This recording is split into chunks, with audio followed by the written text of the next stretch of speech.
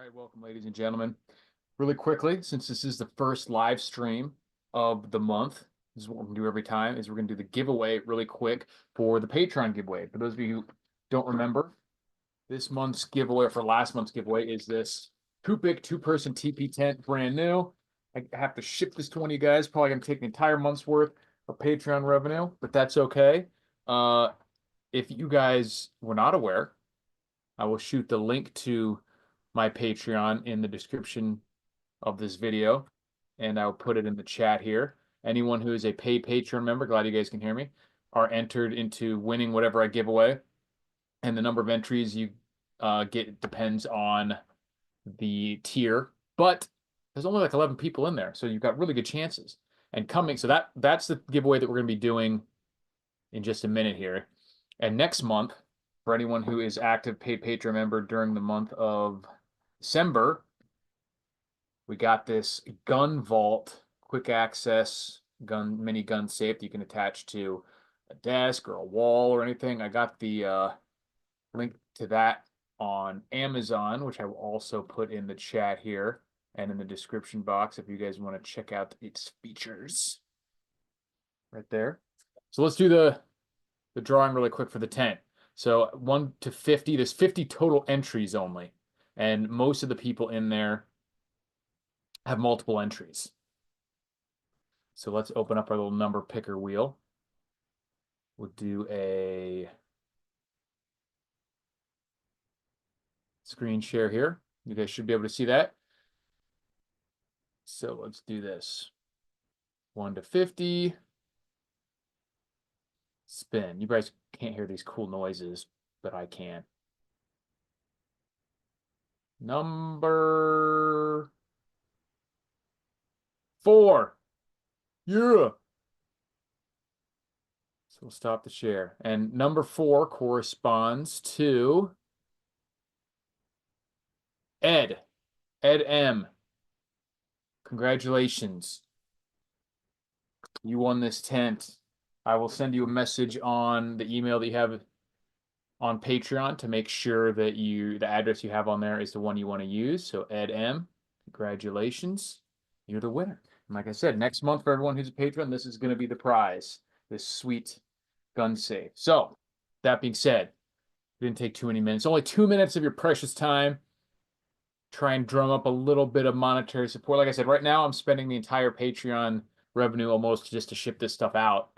And if we ever get a lot of people on here, I'll be able to actually, this is stuff that I've gotten from battle boxes and just have around. So I'll be able to actually maybe start purchasing bigger prizes, maybe gold and silver, stuff like that. So yeah, congratulations to Ed M.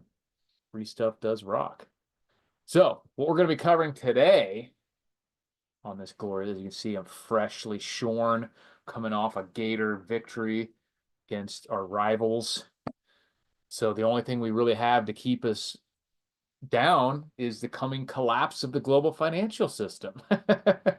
But when is the big question mark? Because I have always been, you guys who've been watching this channel for a long time know that my vision of how this, not really a prediction, but sort of is, I guess, because this is just how I think it would go, is a slow inflationary melt up like we've been seeing, which at some point can't cover up the overall weaknesses in the economy, causes some kind of crash.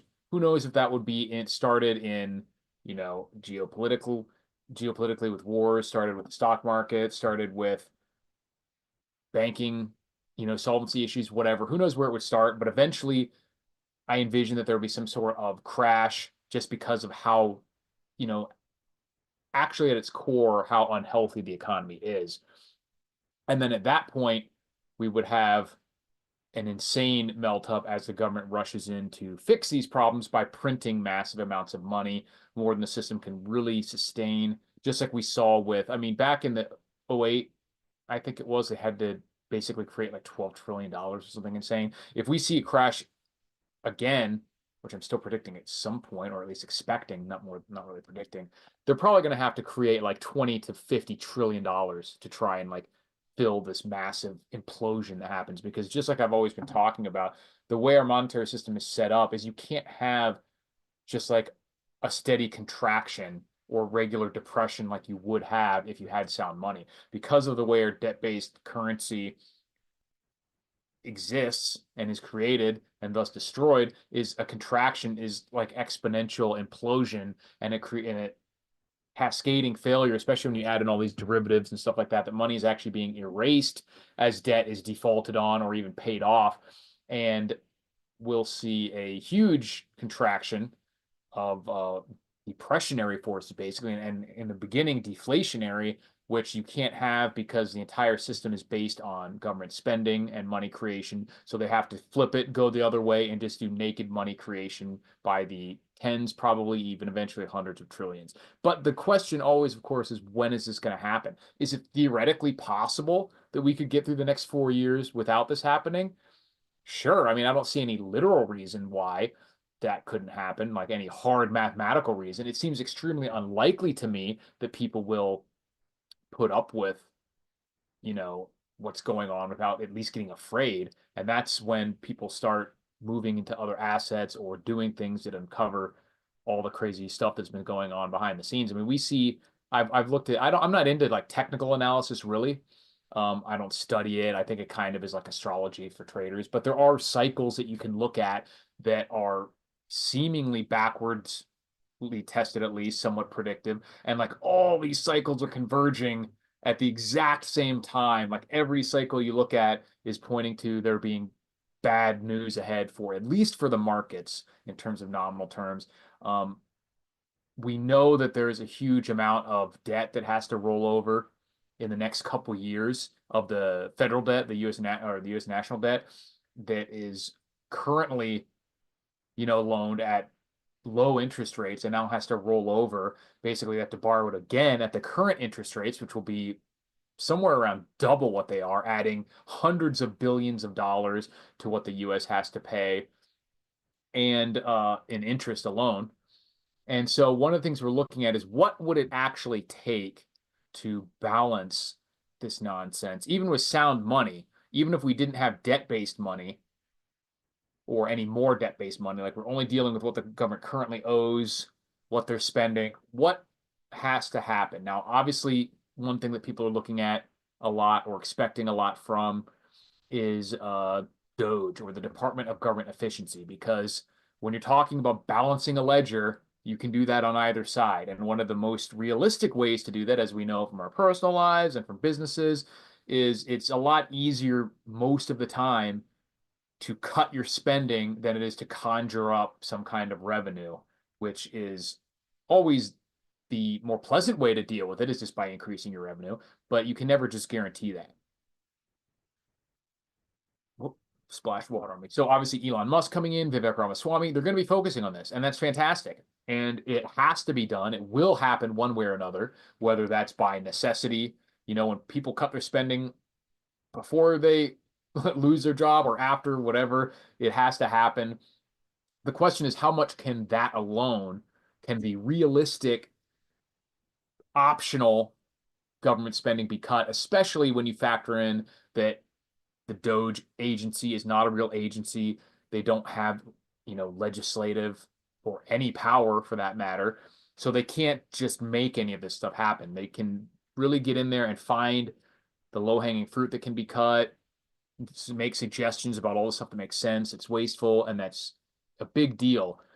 But they can't enact any of it on their own. Even Trump, if he agrees with everything they say, can't just automatically enact any of these spending cuts.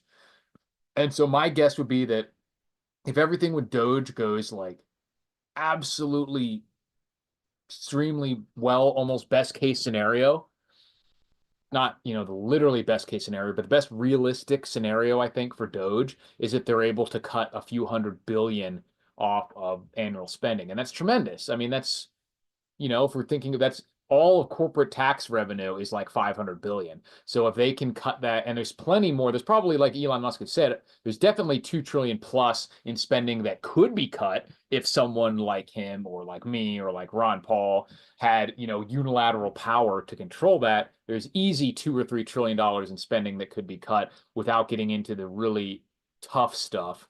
But is that going to happen?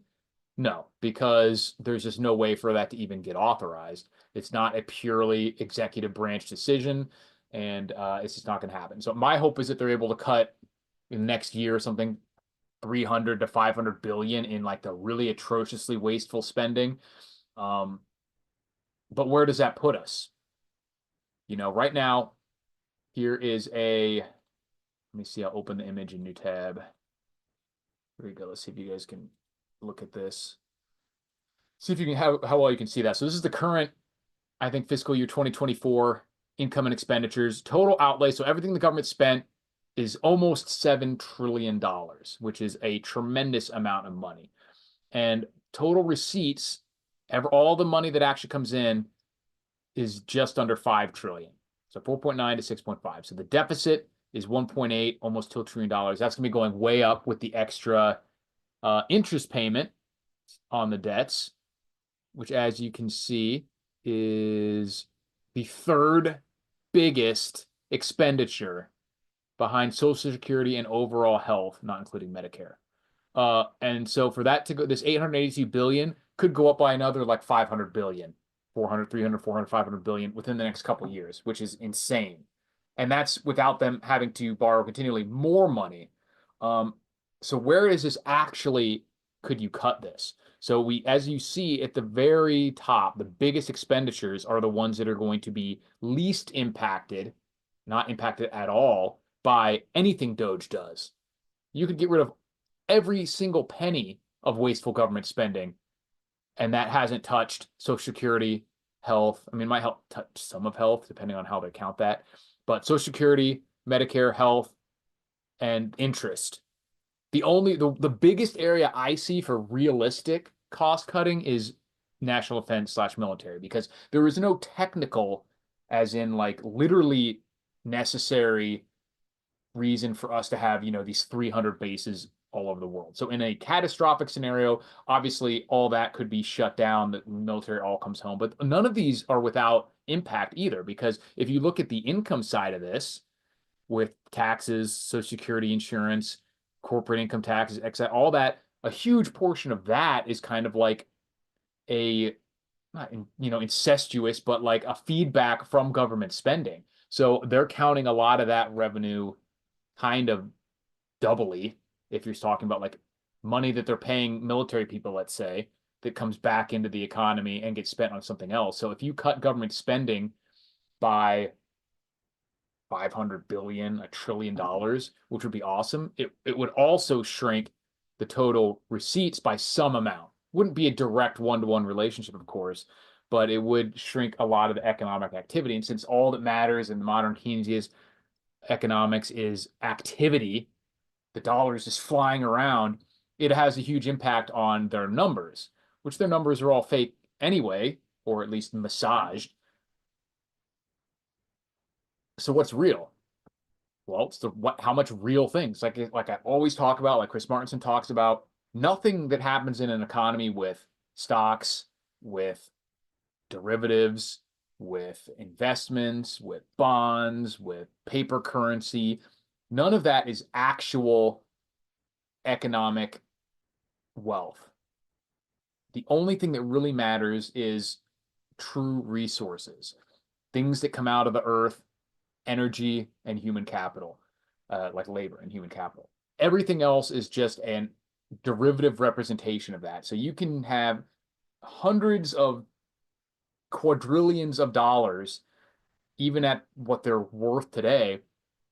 But if you don't have any of the stuff that you need to build buildings, to power data centers, to feed humans, then it just is meaningless. So it doesn't matter what's happening. All the money can do whatever it's doing, and it won't change the amount necessarily that a mine is pulling out of the ground, or the amount of acres of corn that a farmer has or hasn't planted. So we have to get back to actually assessing the true value. And GDP is not the best metric of that, especially when you're in a service economy like ours. Like if it got to where people don't want to use the currency or the financial system, or can't for some reason, maybe EMP or whatever, what is the real economic production and activity that's happening here? And it's not a good picture when you start to really break that down. And the interesting thing is, a lot of people are pointing to the what Trump is doing or planning on doing with tariffs, which is sort of like a credible threats, jawboning type thing. And I'm not of the mindset that the tariffs are like a terrible idea, they can never work, because the idea is not to ever actually implement them. Like, we're seeing all these people come out and be like, make agreements with Trump, and I don't buy into that too much. First of all, not to get on too much of a tangent, but there's a lot of people who see like Zuckerberg going to Mar-a-Lago and Trudeau going to Mar-a-Lago, and he's like, "Oh, I'll make an agreement to close the border." Is it?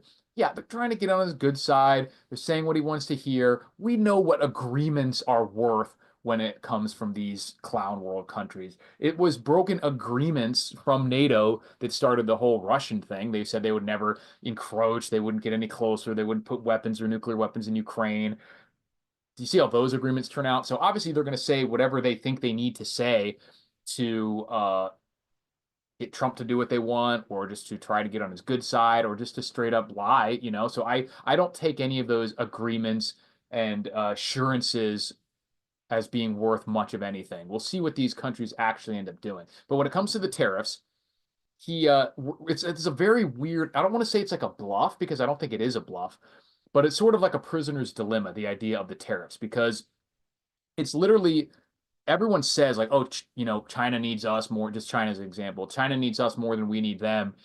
And that's not really true, but it's also not necessarily true to say that we need China more than they need us. You have a almost complete export economy and an almost complete import economy. And if you're the biggest trade partner, what happens to the other if one decides to end that relationship or make it extremely expensive? Obviously, it damages both. So it's like I said, it's like more of like a trolley problem slash prisoner's dilemma than it is like a bluff. It's like saying, does the car need the engine more or the wheels more? Like, well, it's not really going to go anywhere without either of them. And so it kind of comes down to a game of chicken about who's going to swerve away at the last minute and be worried that this is going to hurt them more than it hurts us. Because obviously, if there's 100% tariff goes on, that would be very difficult to deal with for either country.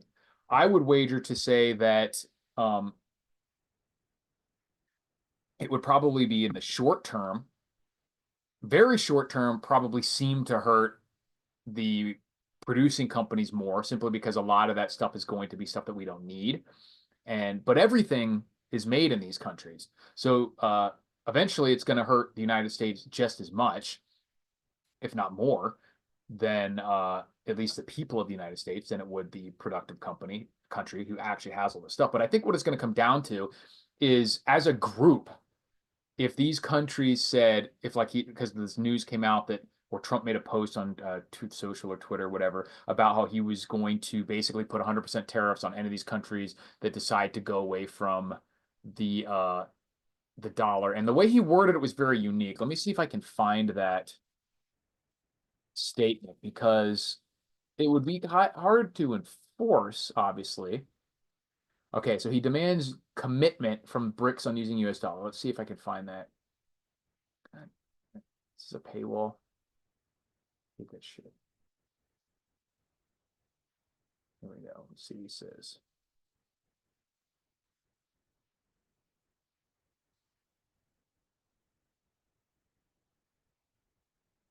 Here we go. He said, we require a commitment from these countries that they will neither create a new BRICS currency nor back any other currency to replace the mighty US dollar, or they will face 100% tariffs and should expect to say goodbye to selling into the wonderful US economy. Right. So it's like a restaurant saying, you can't eat here. And then the customers being like, we aren't going to eat there. And both of them being like, if you do what I want, if you don't do what I want, I'm not going to patronize your business. And the restaurant saying, if you don't do what we want, we're not going to let you in our business. And saying, okay, so who does this actually hurt more if one is kicked out?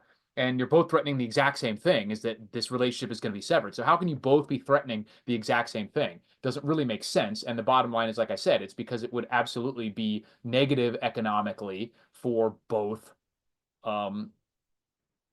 parties. Now, the bottom line is, if this happened, who would it actually hurt more? The person who wants to eat or the person who wants to sell food? I mean, in a literal sense, the person who wants to eat is going to be much more in a much more bad position than the person who has the food and just doesn't have anyone to give it to, because at least they can eat it themselves. They're going to be financially hurt by that, but they can at least eat the food.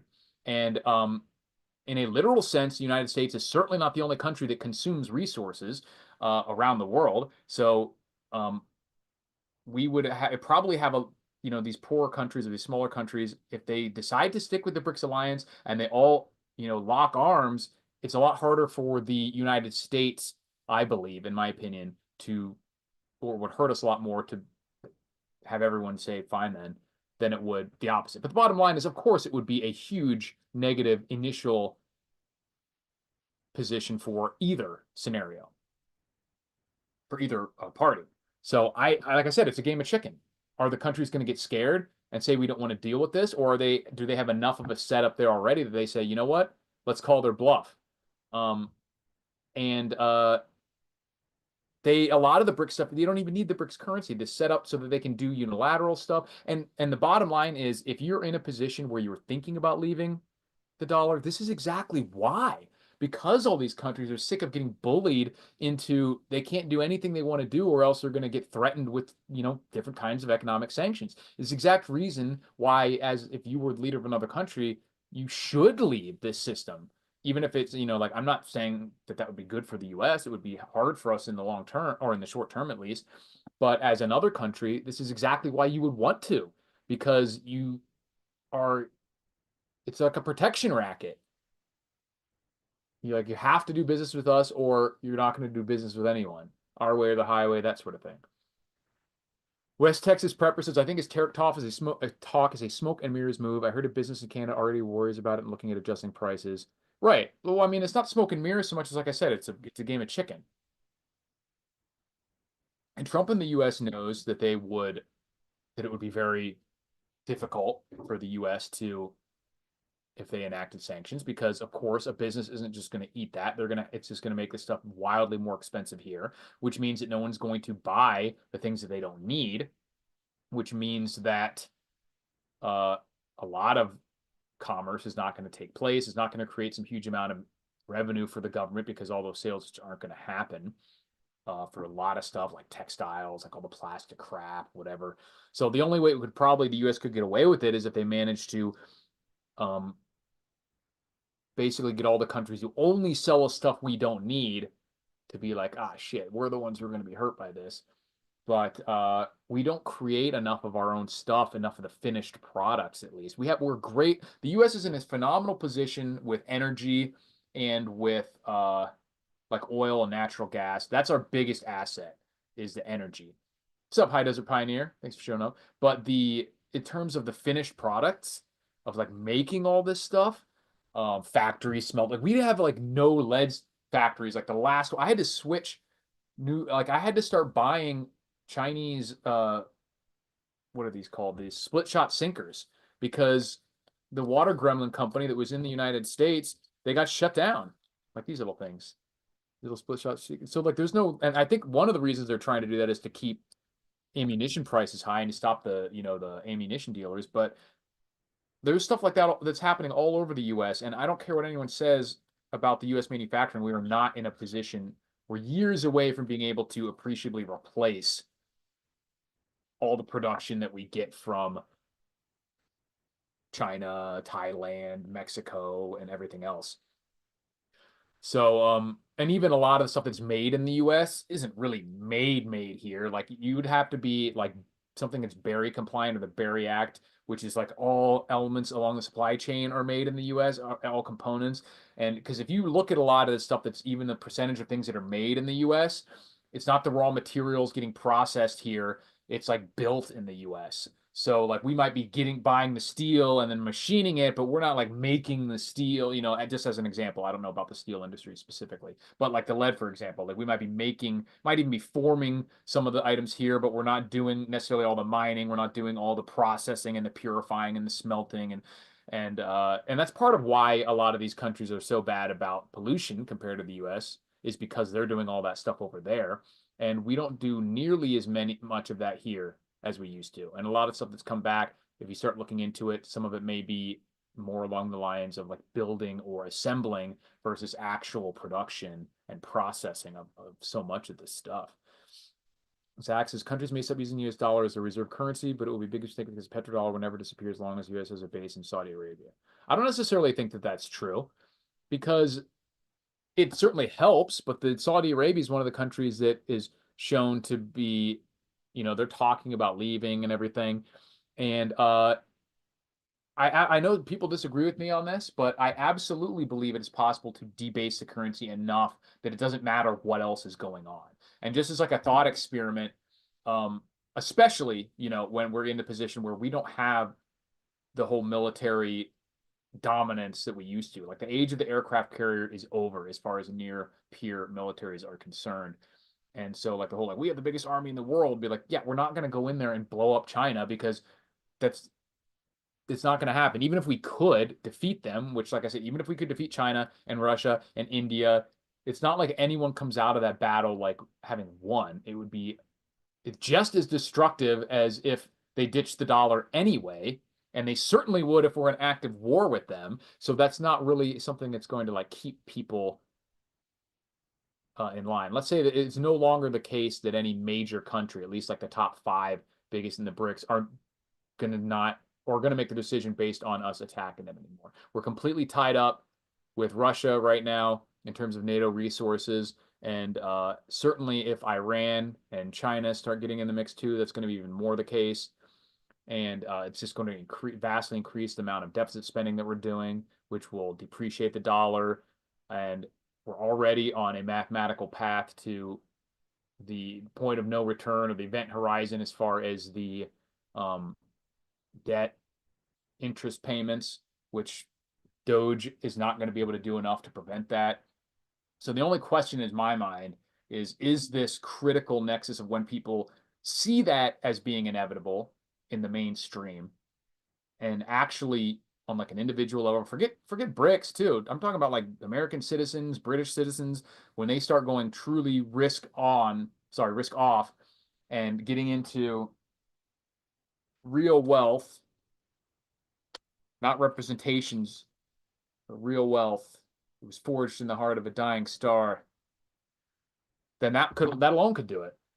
And but eventually it's going to happen. So is it going to happen in 10 years, 15 years, or is it going to happen in 10 or 15 months? There was a lot of shenanigans done in the last 4 years and misreporting. We're seeing rumblings of accounting gimmicks and stuff even done with companies like why am I blanking out?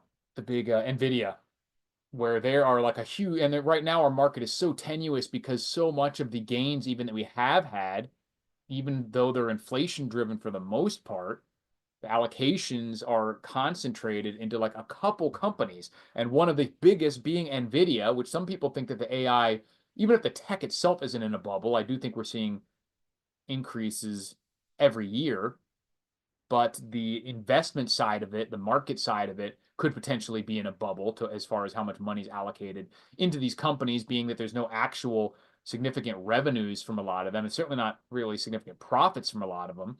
It's just a really powerful technology, obviously, but these companies are at insane valuations as far as price to earning ratio and everything. And if you look at like the Schiller index, the PE price to earnings ratio, the Buffett indicators, all these other cycles, like everything looks really gnarly as far as like all time insane valuations, all sorts of cycles pointing to, and then you add to that the fact that there is a huge portion of the government that would much rather have this happen in the next 4 years than beyond that, so they can blame it on the Republicans because they'll be able to say, hey, look, here's all these great numbers that when we gave it to you with employment, which is fake, with CPI, which is fake, but regardless, that's the government numbers, and then say, and now it tanked, and that's all Trump. We knew Trump was a maniac and didn't know how to do anything, so now you got to vote Democrat in 2028 because they had the presidency, the House, and the Senate, and now everything went to shit. So they'll be all too happy to have that happen under Trump's watch. So there won't even be a big, strong motivation for half the government or more than half, because a lot of the Republicans are not really conservative or right wing to begin with, or uniparty ghouls, but they will, if they see it as being inevitable, they would probably make decisions to try to push to have it happen in 4 years rather than 5, 6, or 7 or beyond. The Axis countries might be using. Oh no, I already read that.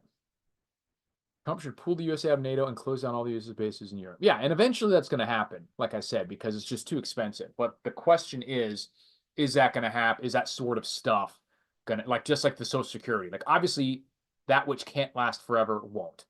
But the question is it going to happen? Is it like the car payment? When someone is out of a job and they have $1,000 car payment, that is going to stop.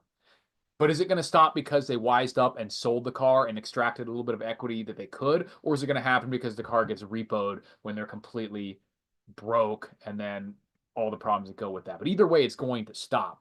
The Doge plan is to try and stop that stuff first, give yourself a little bit of breathing room. But like I said, the only way to truly balance the budget is to eliminate those huge categories which are currently viewed as untouchable politically and maybe even logistically, like Social Security, like Medicare, Medicaid, and a huge portion of the military spending. Like I said, the military spending is probably the easiest to cut because it is not technically necessary in anywhere near the same sense, at least in my opinion. It's a much more readily controllable exclusively by the executive branch. He is the commander in chief. He can make decisions about the military that you can't necessarily make about other things like Social Security.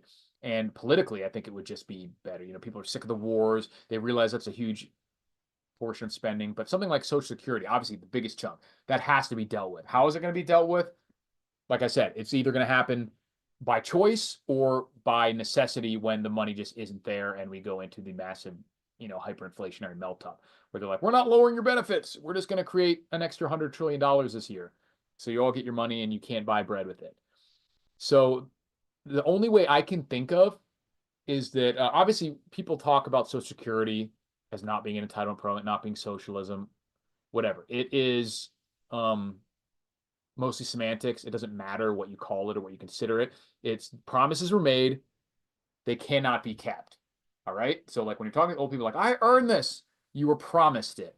Those promises cannot be kept. It's only a question of in what way are these promises going to be, and these agreements, like I talked about, all these agreements are made, are they going to be broken? Are they going to be broken in a way that is planned ahead of time, soft landing as possible, or is it going to be catastrophic failure where you pretend like this can work until the very last minute where the entire Ponzi scheme blows up? And so Social Security is a literal Ponzi scheme.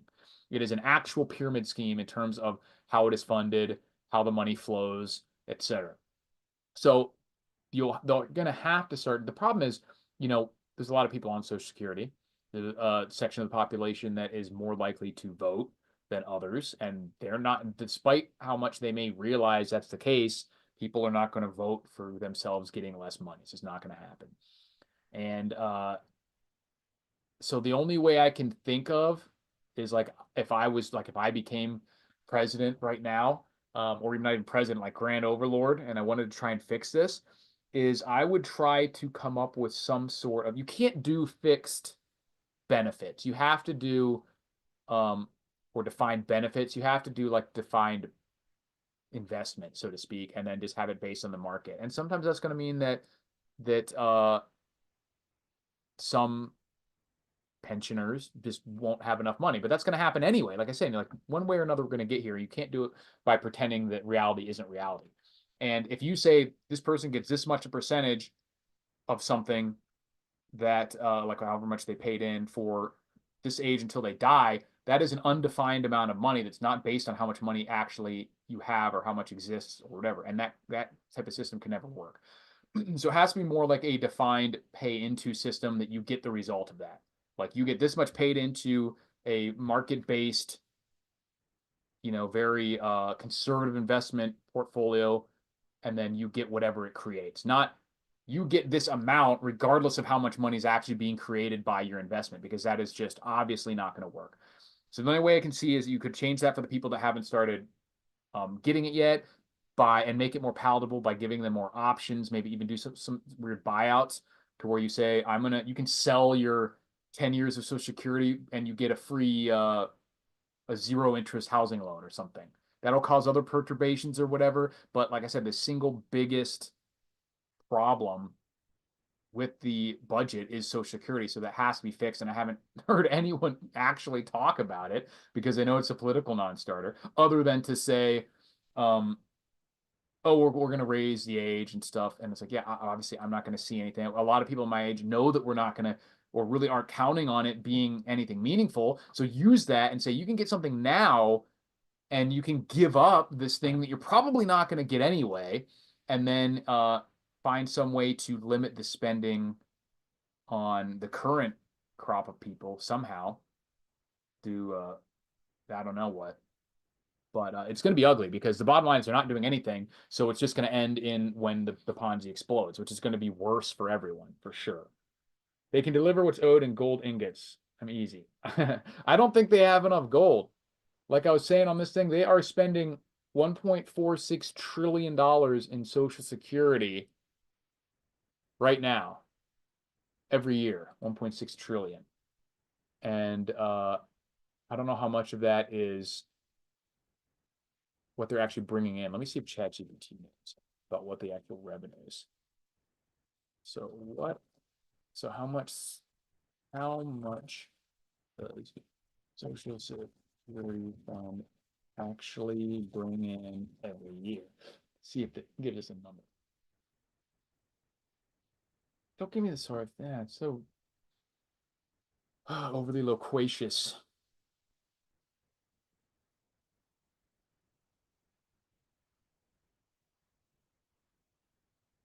Says they collected 1.1, just over a trillion, so 1.09 trillion, which would mean that theoretically they have a $500 billion shortfall. But the problem is in the projections too, not just in the gap.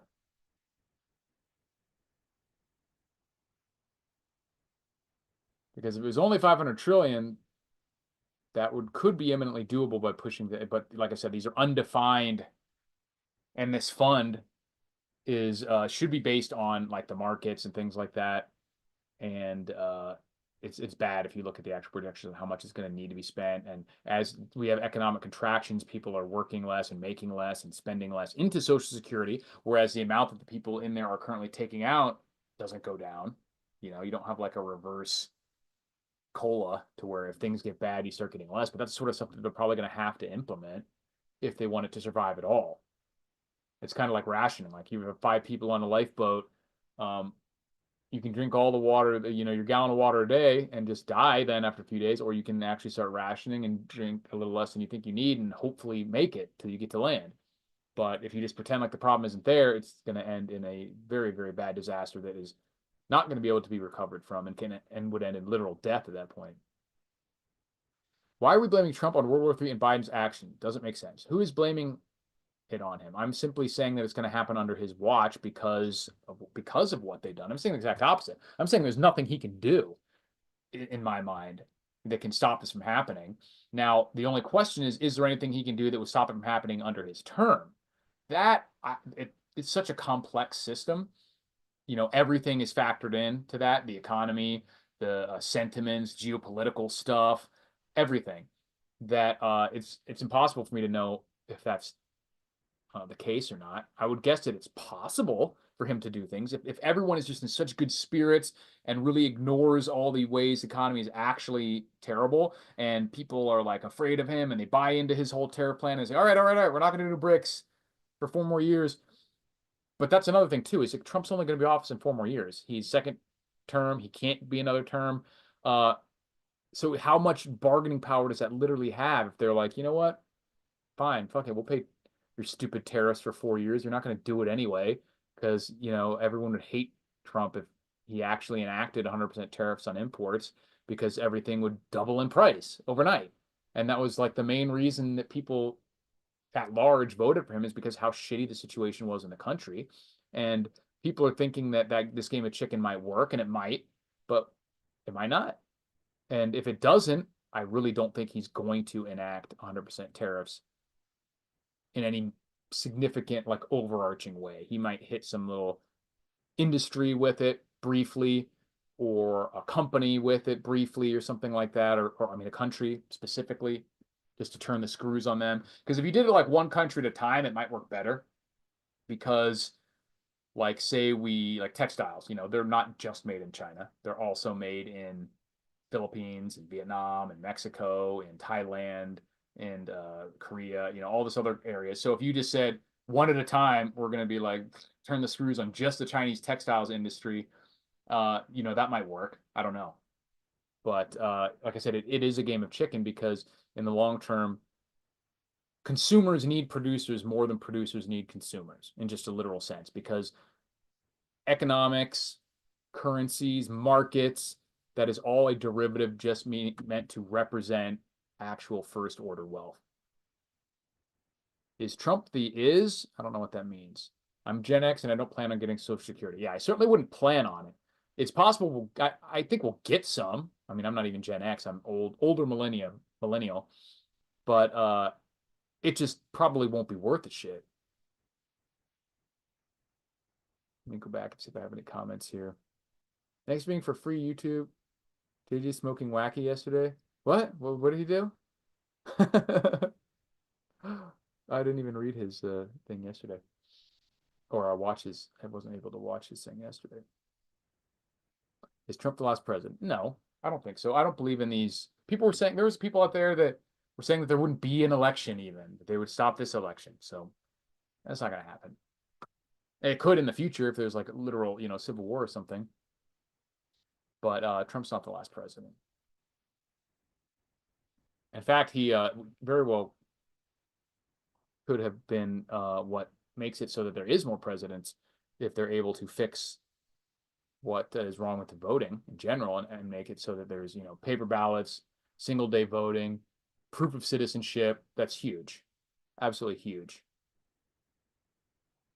So let me know what you guys think about the timeline on this. Just a guess. Like, do you think, first of all, if you think that there will be a crash or not, if we'll just do a continued melt up, and if you do think there'll be a crash, at what point? Because there was another, what I would consider more of like a normie channel, but a very big channel. I think he's called Clear Tax Value or something.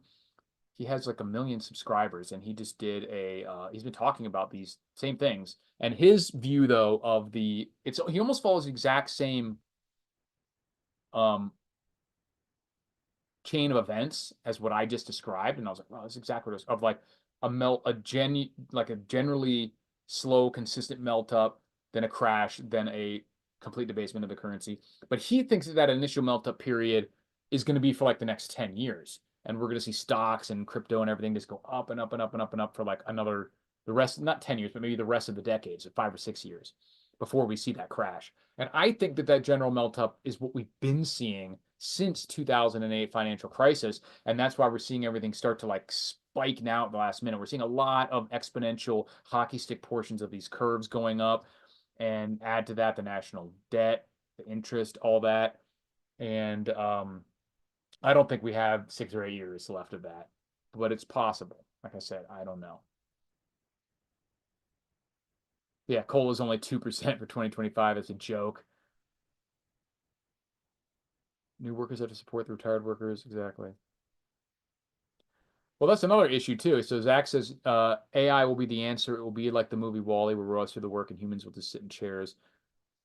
That's possible. I think we're still obviously a little ways away from that, and it still comes down to real resources. So you can say that the robots are doing all the mining, they're doing all the farming, they're doing all the factory work, and we're just literally getting paid a stipend, a literal UBI from the government, because humans have created this technology that does all the productive work, and so we can just be the beneficiaries of that. But that, for me, the biggest risk is a sort of like neo-feudalism, because we won't have equal access to controlling this technology as just a normal person, or the distribution of the benefits. So obviously, and I have friends who say that like, oh, well, AI will become so powerful that we'll be able to have our own robots and tell them what to do, and they can create their own stuff. And like, it doesn't matter. We can't each have our own mines for lithium and silver and iron, and our own, shipping companies to transport that, and our own nuclear power plants to create all the energy. So like there are going to be bottlenecks that are controlled by either companies or the government. So they're going to have the power to control that. So I'm more worried about in that scenario, not the production, because then that would be settled, but just the allocation of it, which is the original definition of economics you'd always see is the allocation of the earth's scarce resources. So even if they're not scarce anymore in a general sense, how they are allocated to us can still be controlled. In fact, would be even more controlled, more centralized, at least potentially, and impossible to escape from the more out of reach that technology is. So yeah, we could easily just become kind of like a neo serfdom, which is really scary.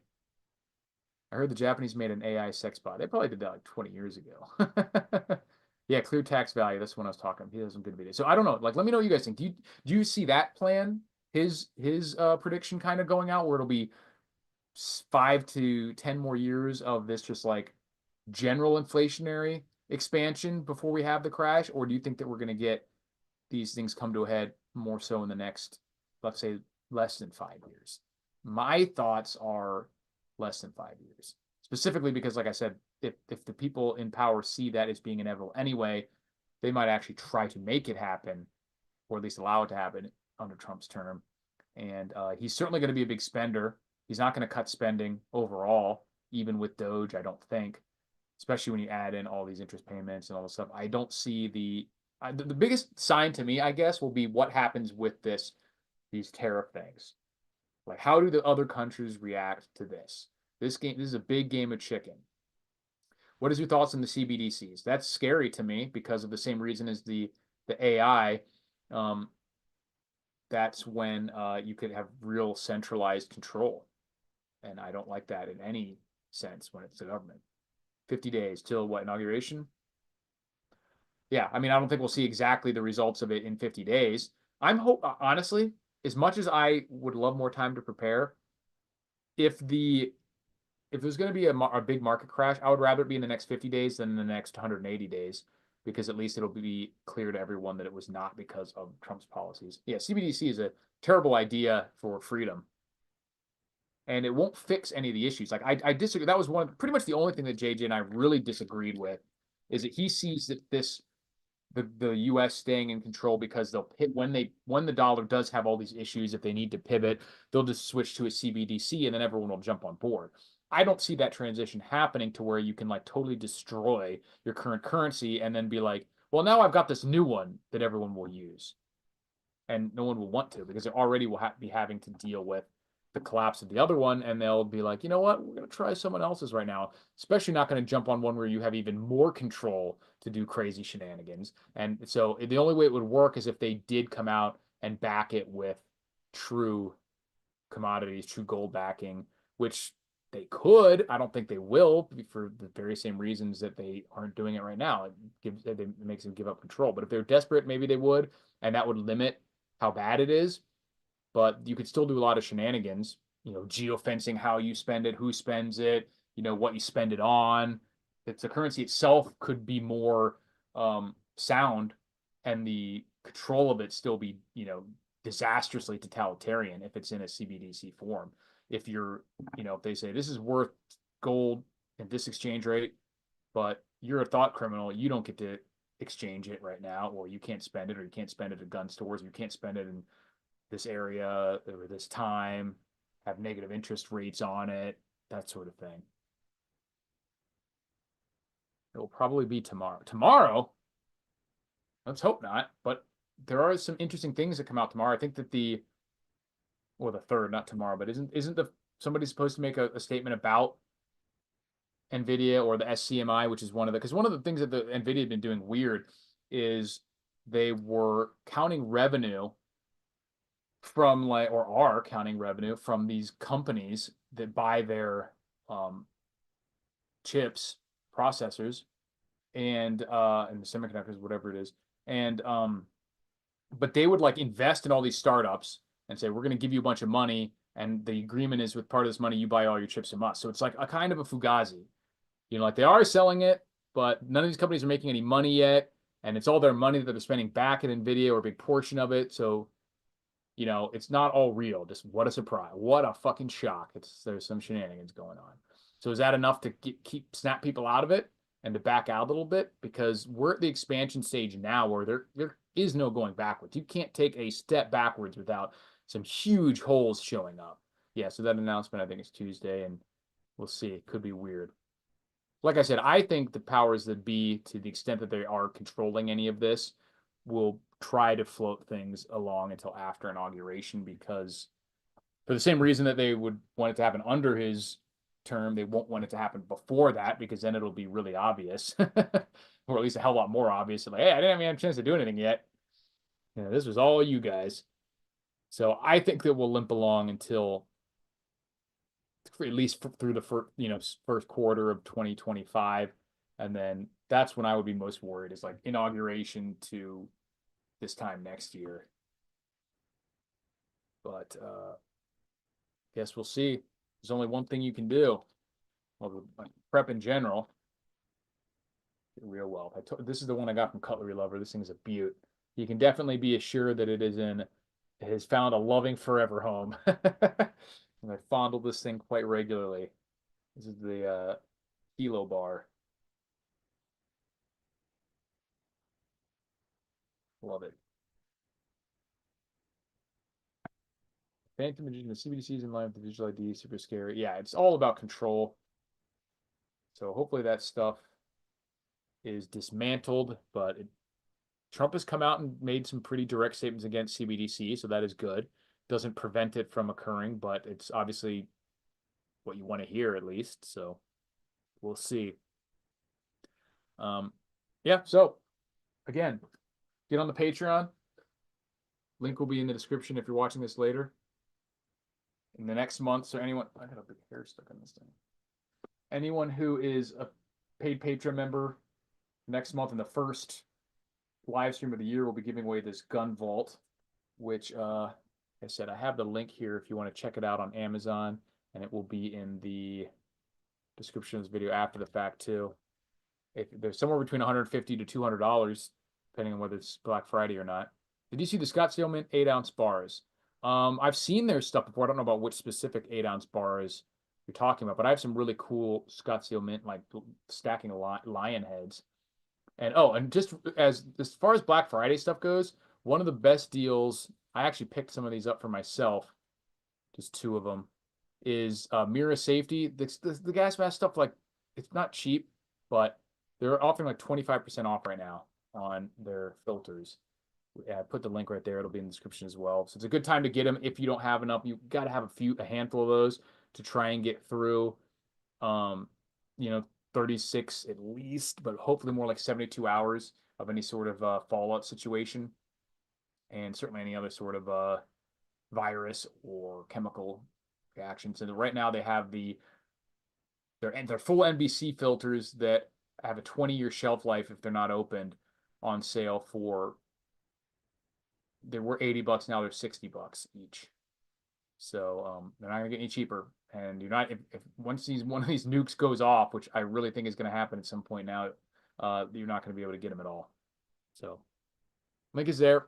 Appreciate you guys watching, and I'll be making some more videos coming up, and not just live streams. So stay tuned, and I will talk to all you guys soon.